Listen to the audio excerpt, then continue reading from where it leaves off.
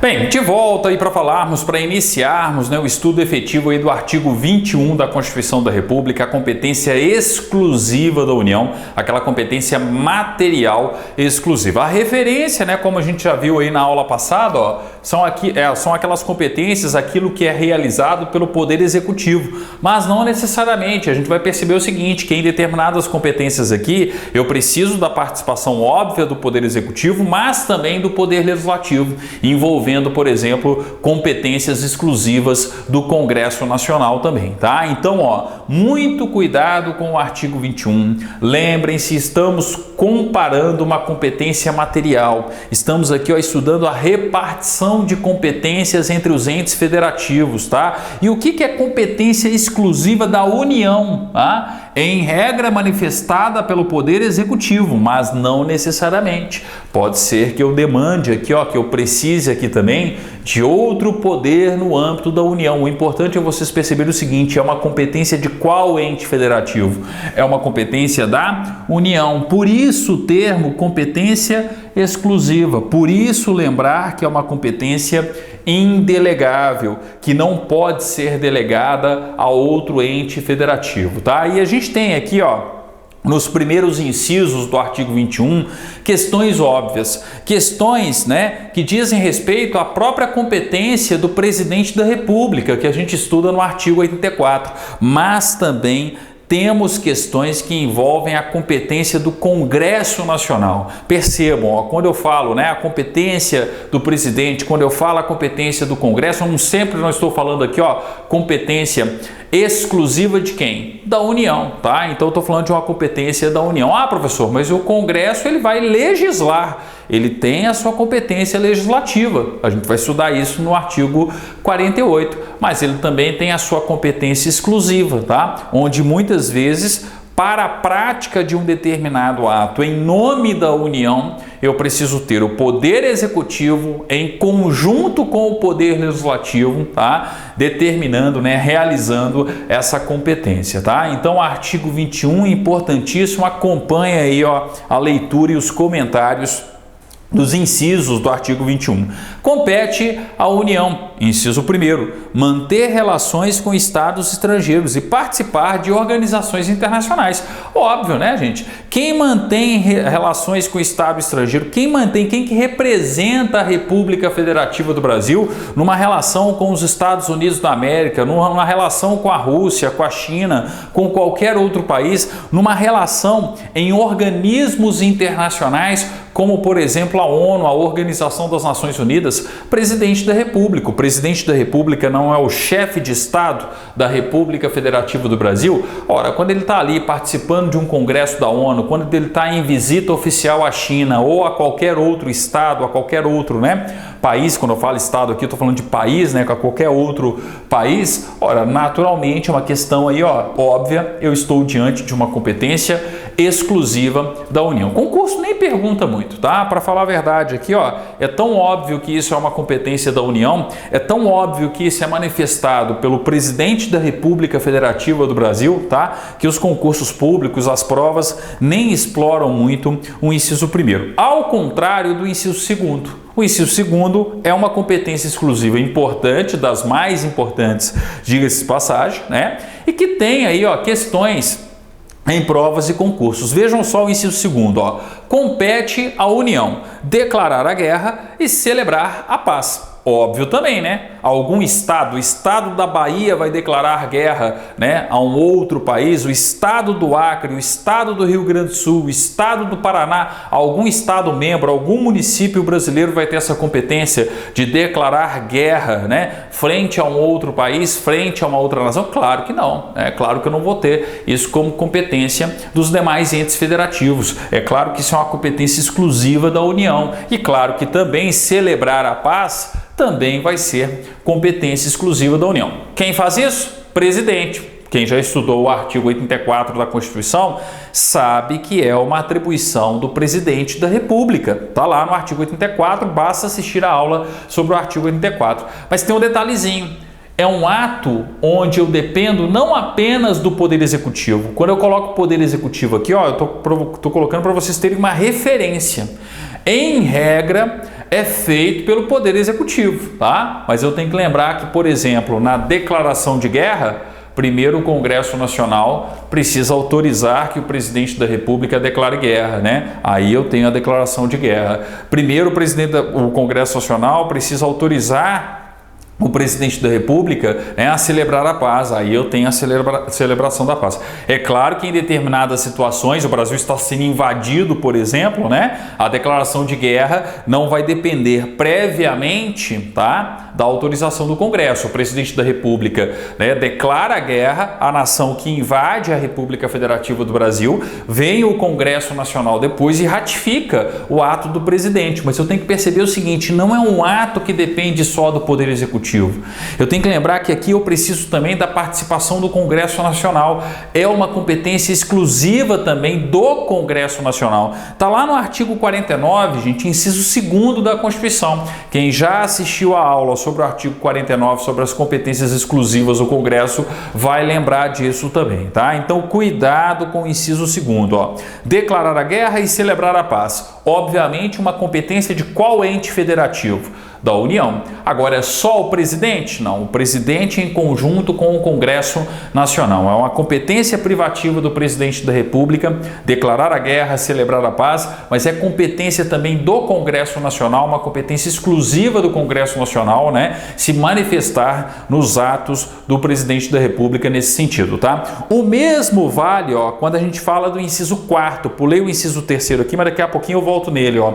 Inciso 4º, permitir, nos casos previstos em lei complementar, que forças estrangeiras transitem pelo território nacional ou nele permaneçam temporariamente, tá? Então, ó, tropas uruguaias, tá, passam pelo território brasileiro para invadir a Bolívia. Não estou querendo isso não, tá? Pelo contrário, nosso continente precisa, né, se manter um continente pacífico, pelo menos nos tempos atuais, né? Porque nem sempre foi assim, mas enfim.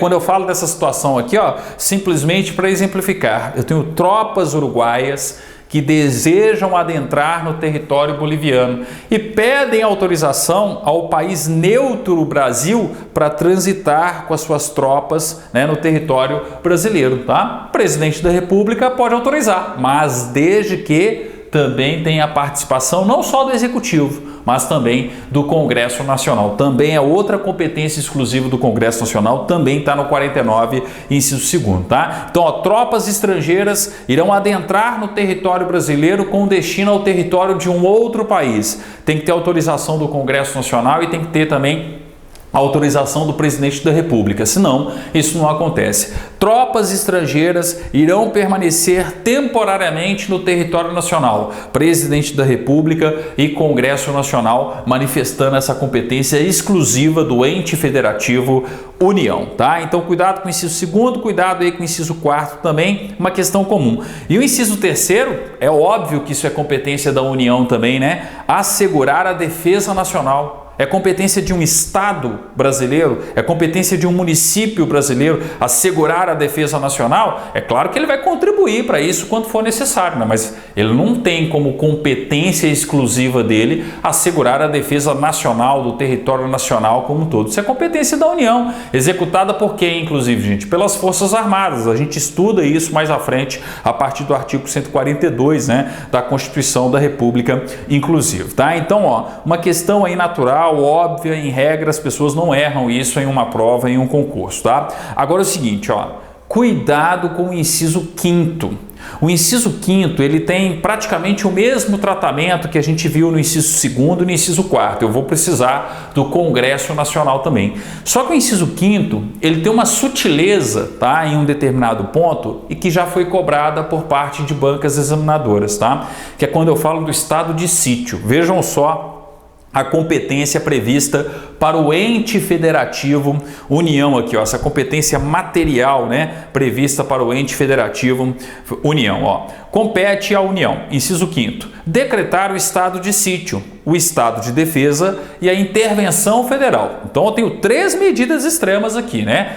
De todas elas, a mais grave, a gente vai ver isso mais à frente, a partir do artigo 136 da Constituição, tá? A mais grave é a decretação do estado de sítio. Durante a decretação do estado de sítio, inclusive, a gente pode ter a suspensão de determinadas liberdades, né, constitucionais, como, por exemplo, o direito de ir e vir, a liberdade de locomoção. Eu posso ter a instituição, por exemplo, de um toque de recolher, de modo que todos os cidadãos estejam recolhidos em suas respectivas casas a partir de um determinado horário. Isso é uma medida que pode ser adotada, por exemplo, durante a decretação do estado de sítio. Então é o seguinte, ó, decretou estado de sítio é que a situação está feia, né? Porque eu estou falando de algo aqui, ó, extremamente grave e uma medida extremamente poderosa, radical, vamos dizer assim, tomada pela União, tendo em vista as razões que justificam a adoção do estado de sítio.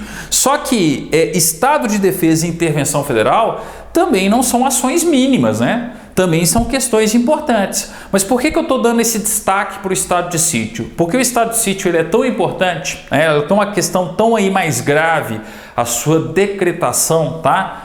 Que primeiro o Congresso Nacional autoriza, depois vem o presidente da República e decreta o estado de sítio. Isso está claríssimo lá no artigo 49. Quando a gente estuda o artigo 49 da Constituição e verifica essa questão do estado de sítio, do estado de defesa, da intervenção federal, falei do estado de sítio, a primeira coisa que eu tenho que lembrar é o seguinte, ó, primeiro o Congresso tem que se manifestar. O Congresso Nacional autoriza a decretação do estado de sítio. Vem o presidente da República, tá? Vem o presidente da República e decreta, ok? Essa ordem é importante, ela já foi cobrada em concursos públicos, em provas, tá? Então, primeiro primeiro o Congresso Nacional autoriza, depois vem o presidente da República e decreta o estado de sítio. No estado de defesa e na intervenção federal, a participação do Congresso é posterior. Primeiro vem o presidente da República, decreta o estado de defesa. Primeiro vem o presidente da República, decreta a intervenção federal. Depois nós temos a participação do Congresso, ratificando ou não o ato do presidente, aprovando ou não o ato do presidente, tá? Raríssimas vezes isso acontece numa prova, tá? Esse detalhamento não do artigo 21 em si, mas na verdade do artigo 49. Quem já assistiu minha aula sobre o artigo 49, né, vai lembrar disso também, tá? Raras vezes isso acontece, mas quando acontece, gente, é aquela questão que 0,01% das pessoas que prestam aquele concurso, que estão ali fazendo aquela prova, acertam e a grande maioria, 99,9%, erram, tá? E aquilo que eu sempre comento com todos os alunos, não adianta acertar aquilo que todo mundo acerta. Você tem que acertar aquilo que todo mundo acerta e também aquilo que as pessoas comumente erram, né? Então você tem que ter esse nível de produtividade, esse nível aí em termos de prova, né? Acertar aquilo que é básico, aquilo que todo mundo acerta e acertar aquilo que está um pouquinho além, acertar aquilo que somente os aprovados acertam, tá? Então cuidado, lembrem-se desse detalhe, ó, todas as vezes que falar estado de defesa, intervenção federal, estado de sítio, lembra, ó, o estado de sítio é o mais importante. Primeiro o Congresso Nacional autoriza, depois vem o presidente da República e decreta o estado de sítio, tá? Nós temos essa diferenciação por parte do texto constitucional. Ó, outra competência da União, partindo agora para o inciso 6º, e super comum em provas, tá? Podem marcar aí o inciso 6º, ó. Compete à União autorizar e fiscalizar a produção e o comércio de material bélico, né? Eu estou tendo a produção de armas aqui no Brasil, eu estou tendo a produção e a comercialização de material bélico. Ora, quem que vai fazer essa fiscalização? Quem que vai fazer o controle? Quem que vai autorizar e fiscalizar a produção e o comércio de material bélico, né? União. E a União faz isso através das Forças Armadas, através do Exército e também da Polícia Federal. A gente tem que lembrar que a gente tem uma competência exclusiva, claramente exclusiva da União aqui, ó, e que vai ser exercida pelo Exército Brasileiro e também pela Polícia Federal. A Polícia Federal mais com relação à comercialização, ao trânsito de armas de fogo no Brasil, tá? De material bélico no Brasil. E o Exército Brasileiro, as Forças Armadas através aí do Exército, tá? Mas na questão, né, da produção em si, tá? Mas enfim, né, o concurso não vai chegar a esse ponto de diferenciação, tá? O importante é vocês lembrarem que é uma competência da União, uma competência exclusiva da União, tá? Bem, outra questão comum e que eu já até utilizei como exemplo, ó, emitir moeda. Emitir notas de real, moedas de real, tá? Competência de quem? De algum estado, de algum município brasileiro? Claro que não, a competência exclusiva da União. A União faz isso através de quem? Ah, da Casa da Moeda, professor. A resposta correta de concurso é através do Banco Central.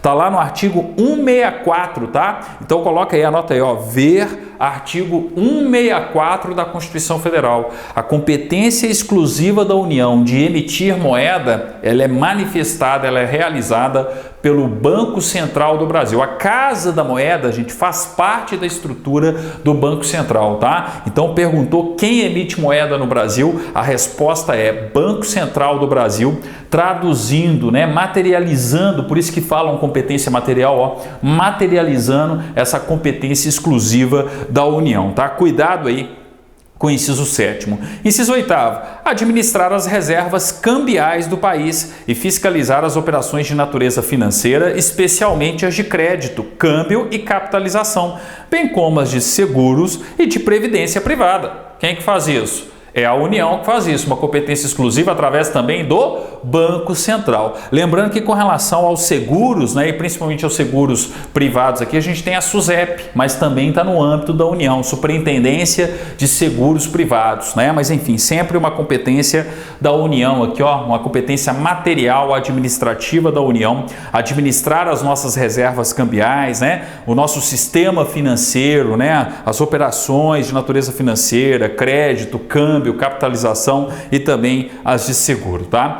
Inciso 9º, elaborar e executar planos nacionais e regionais de ordenação do território e de desenvolvimento econômico e social. Óbvio, gente, né? Um dos objetivos da República Federativa do Brasil não é diminuir as desigualdades regionais, tá? Então eu vou ter planos, né, um plano de aceleração do crescimento, um plano de desenvolvimento para a região norte, um plano de desenvolvimento para a região nordeste, planos, né, em termos de você incentivar uma determinada área da agricultura, uma determinada área da economia e coisas do tipo. Isso é competência da União, né? Então eu estou falando aqui, ó, de planos nacionais, elaborar e executar planos nacionais e regionais de ordenação do território, tá? De desenvolvimento econômico e social. O PAC, por exemplo, na teoria, tá? Na teoria, o PAC seria um exemplo de plano no âmbito dessa competência da União. E lembre-se, ó, é uma competência no âmbito do executivo, mas muitas vezes, né, para aprovar aquilo eu vou depender de uma lei, ou seja, eu vou depender de algo legislado pelo Congresso Nacional. O Congresso Nacional também vai fiscalizar, vai acompanhar a execução desses planos. Afinal de contas, né, quando a gente fala das funções típicas do Poder Legislativo, eu tenho não só a função típica de legislar, mas também a função típica de fiscalizar. Então, ó, o Executivo elabora, coloca o Plano Nacional de Desenvolvimento, né, em execução, e quem que vai fiscalizar sobretudo? Ora, quem vai fiscalizar é o Legislativo da União, é o Congresso Nacional, tá? Inciso 10. Podem marcar. Extremamente comum em provas de concursos, talvez aqui, ó, o mais recorrente, tá? Em termos de quantidade de vezes, né, o mais recorrente em provas, em questões, é sem dúvida o inciso 10. Os outros, né, extremamente importantes, principalmente na correlação com a competência exclusiva do Congresso, como nós vimos, tá? Mas o inciso 10, eu tenho a seguinte competência, ó. Compete à União, inciso 10, manter o serviço postal e o correio aéreo nacional. Quem faz isso no Brasil? Empresa Brasileira de Correios e Telégrafos, os Correios, tá? Então aqui eu tenho um fundamento constitucional para a existência dos Correios, da Empresa Brasileira de Correios e Telégrafos, né? Do Correio Nacional. Manter o serviço postal e o correio aéreo nacional é uma competência exclusiva da União, tá? Então a União é que faz isso. Um estado tem o seu correio próprio? Um município tem o seu correio próprio? O Distrito Federal tem seu correio próprio? Não tem. Quando eu falo de correio, quando eu falo do Correio Aéreo Nacional, quando eu falo, né, de manter o serviço postal, o que vem na nossa mente? Não vem a Empresa Brasileira de Correios e Telégrafos? Não vem os Correios? Ora, está no âmbito da competência exclusiva da União. É por isso que São Paulo não tem o seu correio, o Espírito Santo não tem o seu correio, o Maranhão não tem o seu correio, coisas do tipo, tá? Eu tenho que lembrar que isso é uma competência exclusiva da União, tá? Marquem o inciso 10. Questão realmente importante, tá? Cuidado aí, bastante cobrada em concursos públicos. Vou terminar a nossa aula por aqui, tá? Foi a primeira parte aí das competências exclusivas da União, traduzidas em regra pelo Poder Executivo, mas nós vimos, né? Muitas vezes o Executivo vai precisar aqui também do Congresso Nacional, tá? Então isso aqui é uma referência. Nós estamos falando de competência material, competência de natureza administrativa em regra, né? Concretizada pelo Poder Executivo. Estamos no artigo 21 e depois vamos para o artigo 23 para falarmos, né, da competência comum, né, entre União, Estados, Distrito Federal e municípios, tá? Mas, né, foi apenas a primeira aula aí sobre os incisos do artigo 21. Teremos outras no nosso próximo encontro. Eu volto a partir do inciso 11, artigo 21, inciso 11. Obrigado e até o nosso próximo vídeo.